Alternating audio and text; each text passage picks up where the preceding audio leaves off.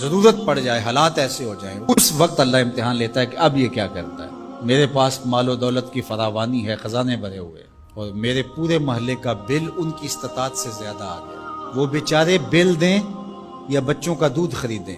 اب امتحان آیا تھا سیٹھ صاحب کا، اب امتحان آیا تھا امیر شہر کا، اب امتحان آیا تھا اس دولت مند کا۔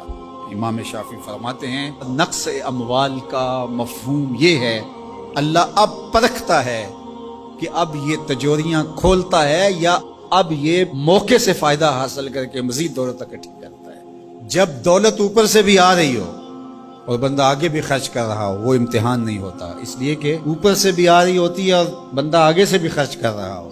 جب دروازے اوپر سے بند ہو جائیں، حالات اس طرح کے ہو جائیں، اب اگر وہ خرچ کرے گا تو اب نقص اموال کا اندیشہ ہے۔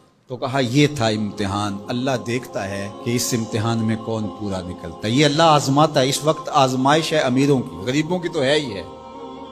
غریب تو بیچارے مر گئے ہیں، ان کے پاس ہی کچھ نہیں رہا، ان کی تو زندگی زہرناک ہو گئی ہے، وہ تو جس حالت میں ہیں الیاذ باللہ۔ لیکن اس سے بڑا امتحان امراء کا ہے، اہل ثروت کا ہے۔ یہ ہے ابتلا جو امام شافعی فرماتے ہیں۔ فرمایا اس موقع پر نفلی خیرات کر کے وہ اپنے بھائیوں کو، رشتہ داروں کو، گلی محلے کے لوگوں کو اب کیا وہ مدد کر کے ان کو مشکل سے نکال سکتے ہیں، اور اب وہ نکالیں گے تو انہیں خود بھی ڈر ہے کہ ہم بھی کمزور ہو جائیں گے، ہم بھی ان کی لائن میں کھڑے ہو جائیں گے۔ اللہ فرماتا ہے یہی تو ہم نے تم سے امتحان لینا تھا، اور اگر تم امتحان دے